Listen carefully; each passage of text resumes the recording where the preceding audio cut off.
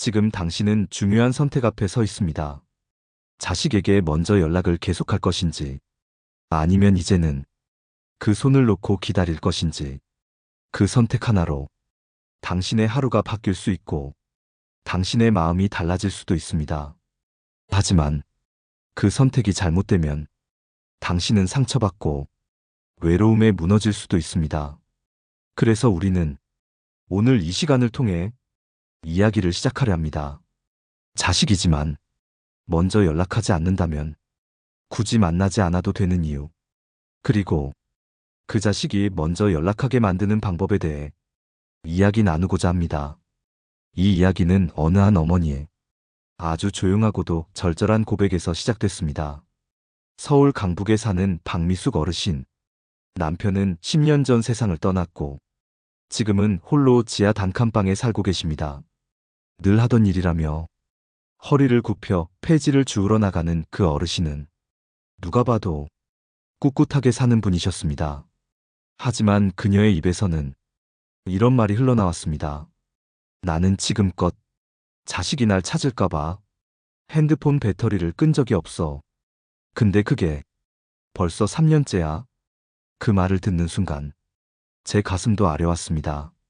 그 어르신에게는 잘 나가는 둘째 아들이 있었고 결혼해 아이까지 둔 첫째 딸도 있었죠.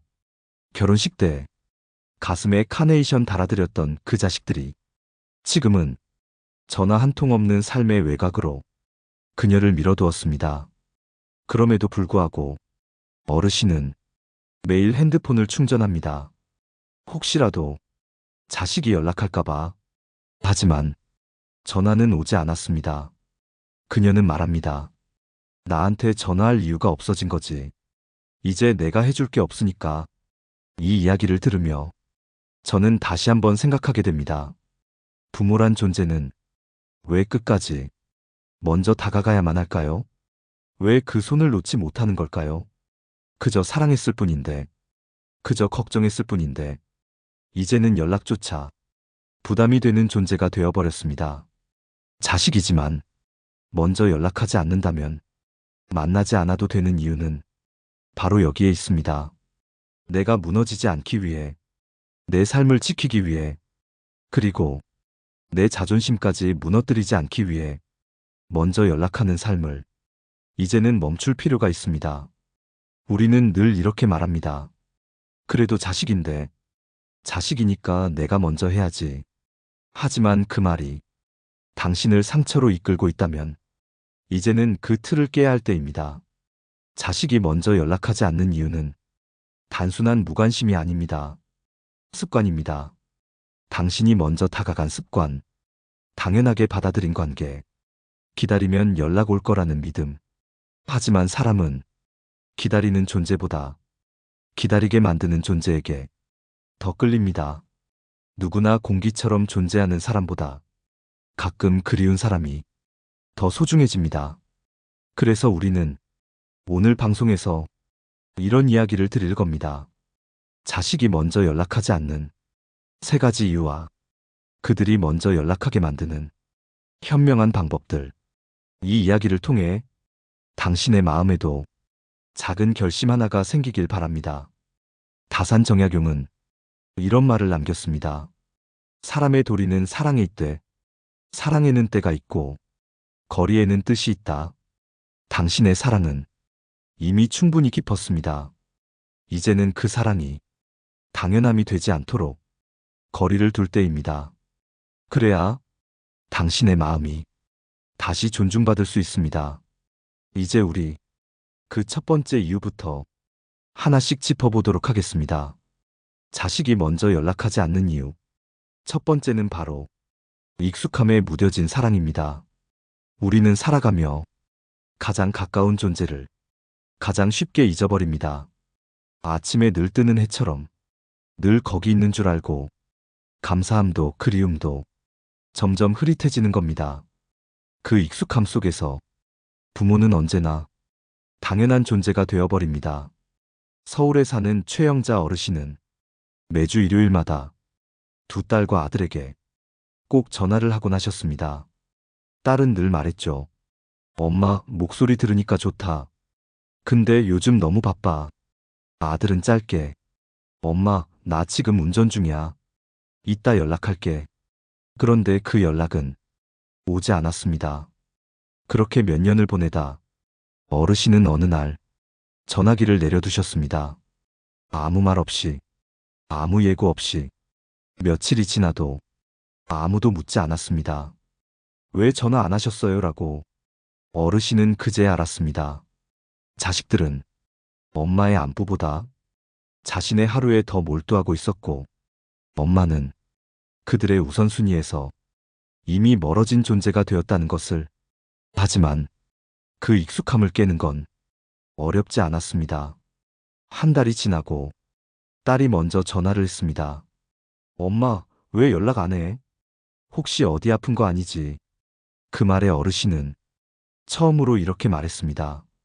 이젠 너희가 먼저 연락해. 엄마는 기다리는 것도 지쳤어.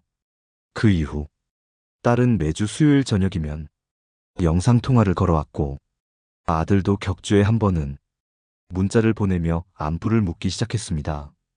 이처럼 익숙함 속에서 무뎌진 사랑은 거리감을 통해 다시 소중해질 수 있습니다. 당신이 먼저 연락하지 않으면 비로소 자식은 당신의 빈자리를 느낄 수 있습니다. 우리 마음은 멀어질 때 더 크게 울립니다. 더 자주 떠오르고 더 애틋해집니다. 공기처럼 늘 곁에 있는 존재는 그 가치를 잊히기 마련입니다. 하지만 사라질 듯 사라지지 않는 잔잔한 존재는 결국 가장 깊이 마음에 남습니다. 그러니 스스로에게 이렇게 물어보세요. 나는 지금 자식의 공기 같은 존재가 되어 있지는 않은가?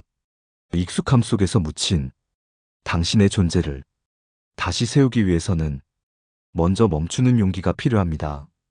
사람은 누구나 부족함에서 배웁니다. 충분한 사랑은 때로는 게으름을 낳고, 부족한 관심은 새로운 감정을 자라나게 합니다. 그래서 익숙함은 사랑의 적입니다. 이 부분에서 철학자 파스칼의 말을 인용하고 싶습니다. 사랑이란 부재를 통해 존재를 더 크게 느끼는 것이다. 당신이 자식에게 먼저 연락을 멈추는 그 순간, 그들은 당신의 빈자리를 다시금 느끼게 될 것입니다. 무뚝뚝한 자식도 문득 혼자 있는 어느 밤, 엄마, 아버지, 왜 요즘 전화 없지? 이런 생각이 스쳐 지나갈 것입니다. 그 한 줄기 그리움이 관계의 온도를 바꾸는 시작입니다. 지금 당신의 사랑이 무시받고 있다면, 당신이 너무 익숙한 존재가 되어 있다면, 한번 조용히 멈춰보세요. 사랑은 늘 주는 사람이 지치는 법입니다.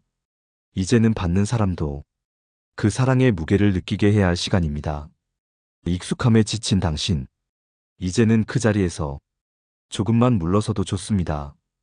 그 공간에 자식의 그리움이 채워질 수 있도록 마음을 조금 비우는 것, 그것이 자식을 변화시키는 가장 현명한 첫걸음입니다. 자식이 먼저 연락하지 않는 이유. 두 번째는 부모의 감정을 당연하게 여기는 태도입니다.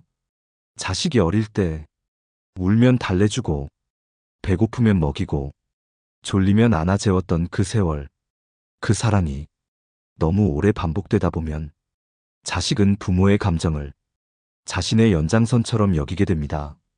부모가 외로움을 느낄 거라는 생각, 서운함에 잠 못 이룰 거라는 상상, 그건 자식의 머릿속에서 점점 사라져 버립니다.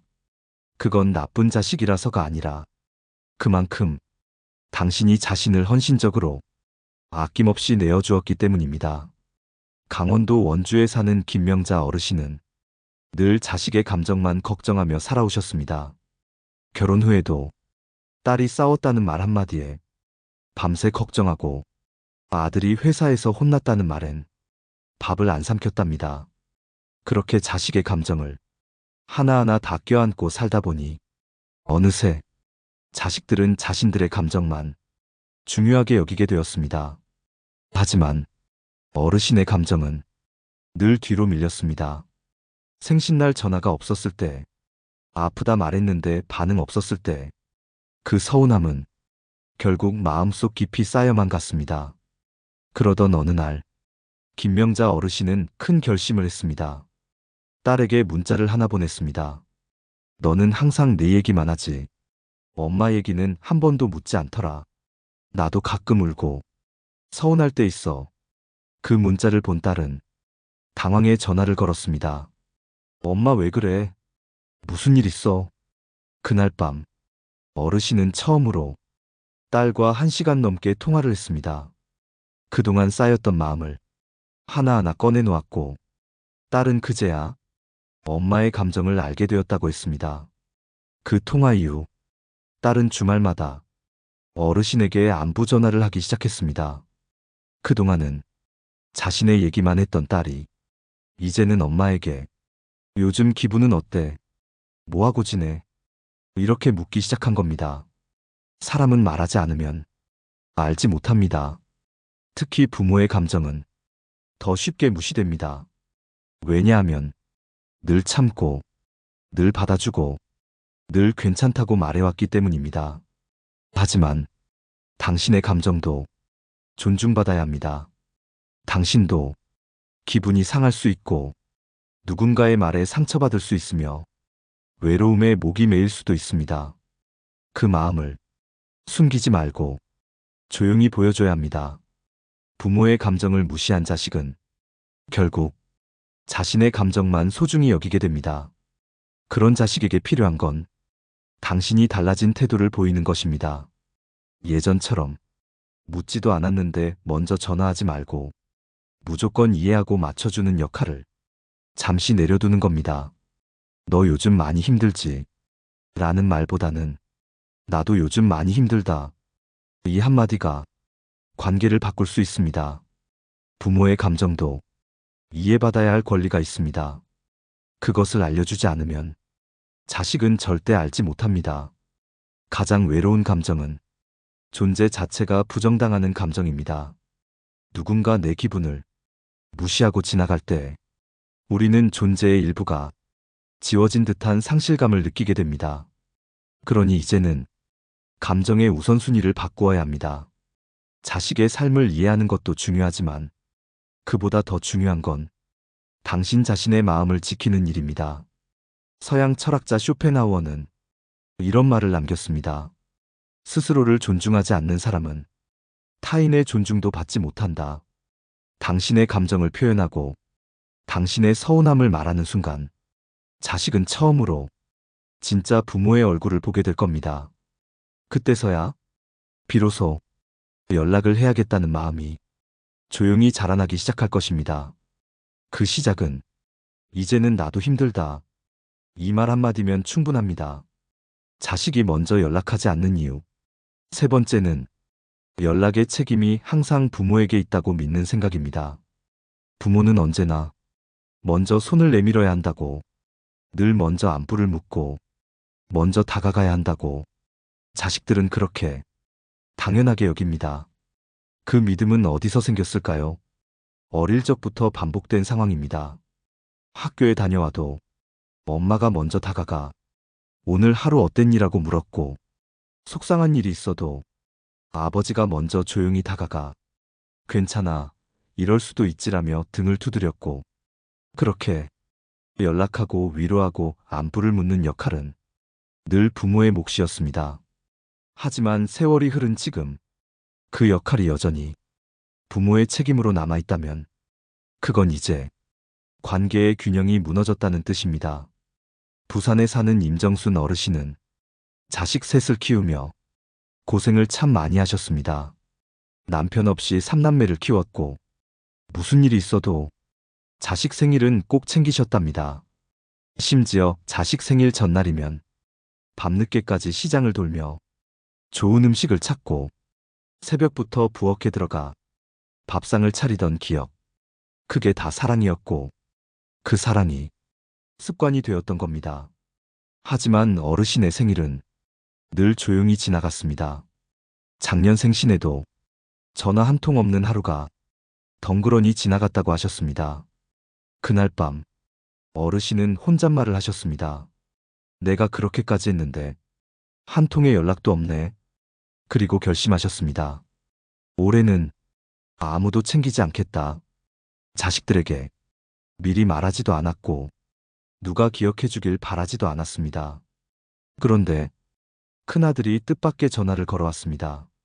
엄마 생신 아니야. 요즘 왜 연락이 없어? 무슨 일 있는 거 아니지? 그제야 어르신은 말없이 울었습니다. 엄마가 연락 안 하니까 뭔가 허전하더라. 그 아들의 말 한마디에 그간의 서운함이 다 쏟아져 내렸습니다. 그 사건 이후 셋 다 매달 한 번은 무조건 어르신께 연락을 하기로 약속했습니다. 그리고 생신엔 꼭 함께 밥을 먹기로 했고 그 약속은 지금도 지켜지고 있다고 합니다. 이처럼 연락의 책임을 늘 부모가 짊어지고 있다면 그건 자식에게 당신의 존재를 그저 기능처럼 인식하게 만든 것일지도 모릅니다. 늘 먼저 하는 사람은 관계에서 가볍게 여겨지기 쉽습니다. 기다리는 사람이 아니라 기다리게 만드는 사람이 관계의 중심을 잡습니다. 그 중심을 당신도 가질 수 있습니다. 연락은 선택입니다. 누가 먼저 하느냐에 따라 사람의 진심이 드러납니다. 기억해 보세요. 당신이 먼저 연락하지 않았던 어느 날, 자식은 어떻게 반응했나요? 그날 당신이 주도권을 가졌던 겁니다. 그런 작은 경험이 모이면 관계는 조금씩 새로운 방향으로 흐르게 됩니다. 이제는 연락의 무게를 공평하게 나눠야 할 때입니다. 무조건 기다리는 것도 아니고 무조건 먼저 하는 것도 아닙니다. 네가 먼저 전화해줘. 이젠 나도 기다려보고 싶어. 이 말 한마디로 관계의 판도가 바뀔 수 있습니다. 유명한 말이 있습니다. 사람 사이의 거리는 기다림을 나누는 방식으로 정해진다. 부모가 늘 기다리기만 한다면 자식은 절대 먼저 움직이지 않습니다. 하지만 당신이 멈추는 그 순간 자식은 고민하게 됩니다. 왜 연락이 없지?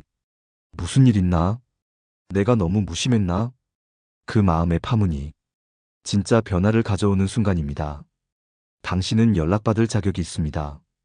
무조건 주는 사람이 아니라 기다릴 수 있는 사람으로 존중받을 가치가 있습니다. 사람 사이의 관계는 역할이 아니라 마음입니다.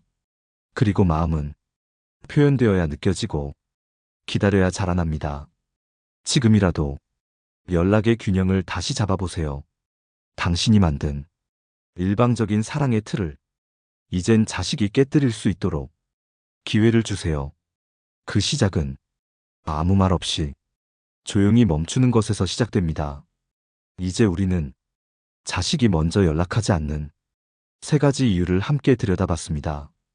첫 번째는 익숙함에 무뎌진 사랑. 두 번째는 부모의 감정을 당연시하는 태도. 세 번째는 연락의 책임이 부모에게 있다는 믿음. 이제부터는 이런 상황을 바꾸기 위한 구체적인 방법을 나눠보려 합니다. 당신이 먼저 연락하지 않아도 자식이 먼저 다가오게 만드는 지혜로운 접근 방식. 그 첫 번째 방법은 거리를 주는 용기입니다. 관계는 항상 가까울수록 좋은 것이 아닙니다. 오히려 너무 가까우면 상대는 그 존재를 잊게 됩니다. 당신이 자식에게 늘 먼저 안부를 묻고 늘 걱정하고 늘 전화를 걸고 있다면 그건 자식 입장에서 언제든지 연락해도 괜찮은 편한 존재가 아닌 당연한 존재가 되어버린 것입니다. 서울 성북동의 윤정자 어르신은 둘째 아들이 결혼하고부터 연락이 뜸해졌다고 말합니다. 며느리 눈치가 보여서 전화를 못한다는 아들의 말에 처음엔 이해하려고 노력했습니다. 하지만 명절에도 생신에도 전화 한 통 없는 아들의 무심함에 결국 큰 상처를 받았죠. 윤 어르신은 결심했습니다. 더는 먼저 연락하지 않겠다고. 그리고 자신의 삶을 조금씩 바꾸기 시작했습니다. 동네 노인복지관에서 그림을 배우고 친구들과 함께 주말마다 공원 산책을 나가며 자신만의 일상을 만들었습니다. 그 변화가 시작되자 아들은 어느 날 문자를 보내왔습니다. 엄마, 요즘 뭐 하세요? 왜 연락이 없어요? 괜히 걱정돼서 문자 드려요. 그 순간 어르신은 이 말이 떠올랐다고 합니다. 거리를 둬야 관계는 그리움으로 채워진다. 사람은 누구나 가까운 관계에서는 느끼지 못하는 감정을 거리를 두었을 때 비로소 실감하게 됩니다. 그리움이라는 감정은 결핍에서 자라고 결핍은 생각을 불러일으킵니다. 당신이 자식에게 무한한 감정의 충전소가 아니라는 것을 보여줄 필요가 있습니다. 그래야 자식도 나는 언제 엄마에게 전화했지? 내가 너무 안일했던 건 아닐까? 이런 질문을 스스로에게 던지게 됩니다. 당신이 줄곧 연락하던 그 손을 잠시 놓는 것만으로도 변화는 시작됩니다. 그 손을 놓는 건 사랑을 포기하는 것이 아닙니다. 사랑을 되찾기 위한 가장 현명한 시도입니다. 그리고 그 거리를 유지하는 동안 자신의 일상을 조금씩 채워나가야 합니다. 관계에서 상대에게만 기대는 사람은 결국 소외됩니다.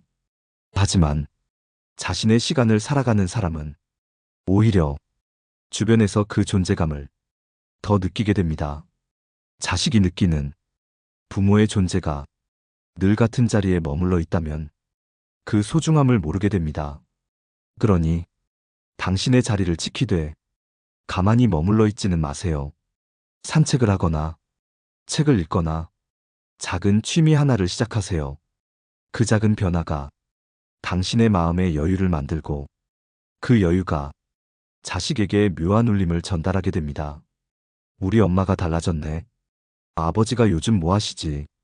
그 질문 하나가 연락이라는 행동으로 이어집니다. 중요한 건 당신이 스스로를 외롭지 않게 만드는 일입니다. 누군가에게 먼저 연락받고 싶은 마음도 결국은 내가 나를 소중히 여길 때 비로소 가능한 것입니다. 중국의 고사성어 중에 유유자적이라는 말이 있습니다. 외부에 휘둘리지 않고 자기 삶의 템포대로 고요하게 살아가는 태도. 당신도 그렇게 당당하고 단단하게 자신의 시간을 살면 됩니다.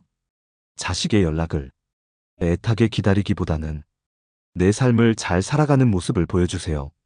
그게 자식에게는 가장 강한 자극이 되고 가장 깊은 울림이 됩니다. 거리를 두고 자신의 삶을 가꾸는 것. 그것이 당신을 다시 관계의 중심으로 데려다 줄 것입니다. 자식이 먼저 연락하게 만드는 두 번째 방법은 부모라는 역할에서 벗어나 한 사람의 인격으로 서는 것입니다. 많은 부모들이 이 부분에서 실수를 합니다. 자식 앞에서는 늘 부모로만 존재합니다. 밥을 차려주고, 걱정을 해주고, 조언을 하고, 해결해주려 하며, 끝까지 자신을 보살피는 사람으로 남기려 하죠.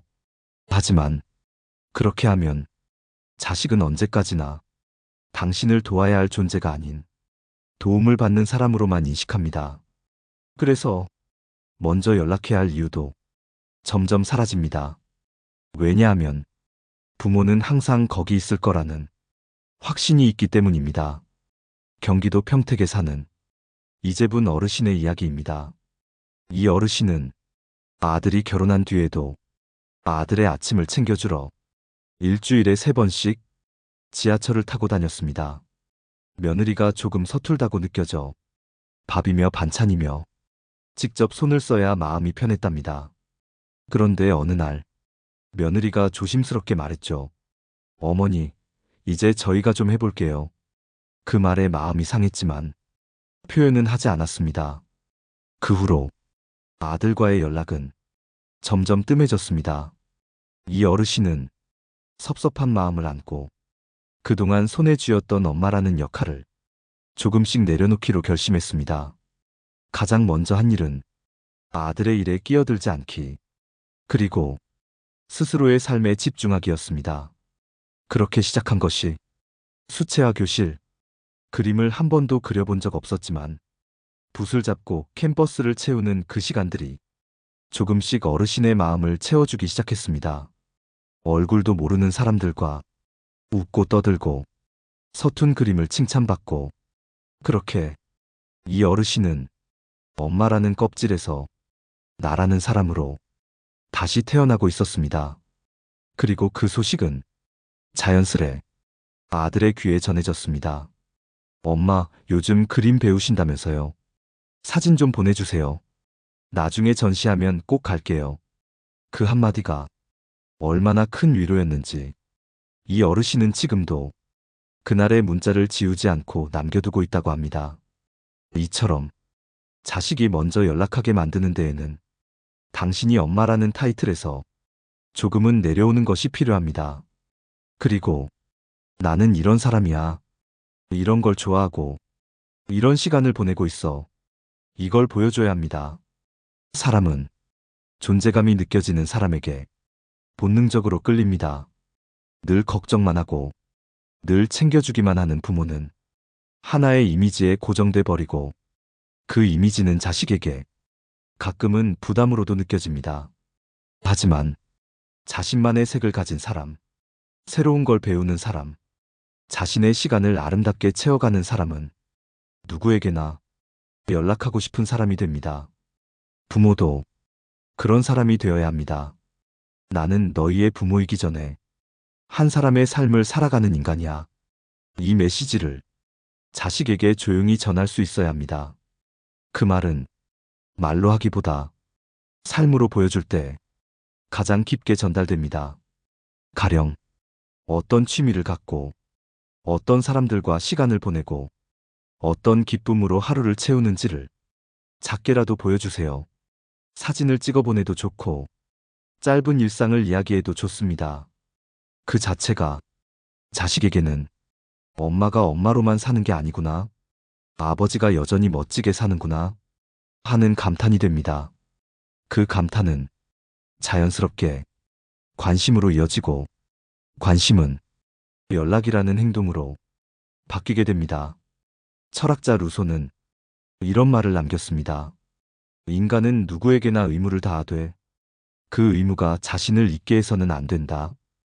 부모의 역할에 충실하는 것도 좋지만 그 역할이 당신을 지우게 만들어서는 안 됩니다. 이제는 자식에게 보여주세요. 내 삶의 주인은 여전히 나라는 것을. 그 모습은 자식의 마음을 다시 당신에게 향하게 할 것입니다. 조용하지만 분명하게 그 방향이 바뀌는 순간 관계는 다시 따뜻해질 수 있습니다. 이제 우리는 자식이 먼저 연락하지 않는 이유, 그리고 그들이 먼저 연락하게 만드는 현명한 방법들을 함께 나누었습니다. 그동안 당신은 참 많은 것을 먼저 해오셨습니다. 먼저 전화를 걸고, 먼저 안부를 묻고, 먼저 걱정하고, 먼저 참고, 그 모든 먼저들 속에서 자식은 당신의 노력을 익숙함으로 받아들였고, 부모의 감정을 자연스레 뒤로 밀어두며 연락조차 선택하지 않게 되었습니다. 하지만 당신은 그럴수록 더 외로워졌고, 그 외로움은 언제부턴가 당연한 일상이 되어버렸습니다. 그 누구도 당신의 속마음을 정확히 들여다보지 않았고, 심지어 자식들조차 그 아픔을 모른 채 자신의 삶에만 몰두하고 있었을지 모릅니다. 그래서 우리는 이 시간을 통해 말씀드리고 싶었습니다. 당신이 더 이상 먼저 연락하지 않아도 되는 이유를, 그리고 그들이 먼저 연락하게 만드는 3가지 방법을. 첫 번째 방법은 익숙함을 끊는 거리두기. 사랑은 멀어질 때 비로소 그 무게를 실감하게 됩니다. 늘 가까이 있던 부모가 문득 조용해지는 순간 자식은 허전함을 느끼고 그리움을 통해 자신의 무심함을 깨닫게 됩니다. 두 번째 방법은 감정을 드러내는 용기. 이제는 부모도 힘들다고 말해야 합니다. 서운하다고 털어놓아야 합니다. 그동안 참아왔던 마음을 진심으로 전달해야 비로소 자식도 그 감정을 중요하게 여깁니다. 세 번째 방법은 자신의 삶을 가꾸는 독립. 부모라는 역할에서 벗어나 한 사람의 삶으로 서는 순간 자식은 부모를 존경의 시선으로 바라보게 됩니다. 누군가에게 휘둘리지 않고 자신의 일상을 살아가는 모습은 그 자체로 강력한 메시지가 되어 자식의 마음을 움직입니다. 이 세 가지는 결국 하나의 메시지로 이어집니다. 부모라고 해서 무조건 먼저 다가갈 필요는 없습니다. 사랑은 균형입니다. 주고받음의 조화가 있을 때 그 관계는 건강하게 오래갑니다. 지금 이 순간 당신의 마음에 작은 결심 하나가 생겼다면 좋겠습니다. 오늘부터는 내가 나를 더 소중히 여기겠다는 다짐. 먼저 연락하지 않아도 나는 여전히 괜찮은 사람이다라는 믿음. 그 믿음이 쌓이면 자식의 마음에도 작은 파장이 일어납니다. 그 파장은 결국 전화 한 통이 되고 문자 한 줄이 되고 어느 날 문 앞에 놓인 반찬 한 그릇이 되어 당신의 마음을 다시 데워줄 것입니다. 그리고 무엇보다 중요한 건 당신의 시간이 이제부터는 당신 자신을 위해 채워져야 한다는 사실입니다. 그 누구를 위한 시간이 아닌, 그 누구의 안부를 위한 하루가 아닌, 오직 당신의 기쁨과 평안을 위한 하루하루가 되어야 합니다. 자식은 언젠가 그것을 알아보게 됩니다. 진심은 늦게 도착해도 결국 마음에 남는 법이니까요. 오늘 이 방송이 당신의 삶에 작은 위로가 되었길 바랍니다. 혹시 당신도 이런 경험이 있으셨나요? 먼저 연락했지만 돌아오는 무관심에 마음이 다쳐본 적 있으신가요? 혹은 연락을 끊었더니 자식이 먼저 연락해 온 적은요? 여러분의 이야기를 댓글로 남겨주세요. 당신의 진심이 또 다른 누군가에겐 큰 위로가 될 수 있습니다. 그리고 이 방송이 마음에 닿았다면 좋아요와 구독 잊지 마시고 눌러주세요. 당신의 참여가 이 이야기를 더 멀리, 더 많은 이들에게 전해지게 합니다. 마지막으로 이 말을 꼭 드리고 싶습니다.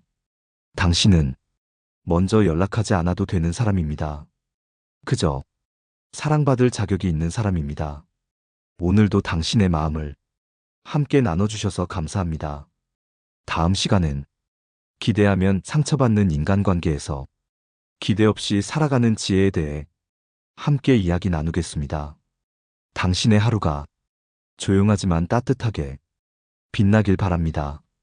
감사합니다. 지금까지 지식모음집이었습니다.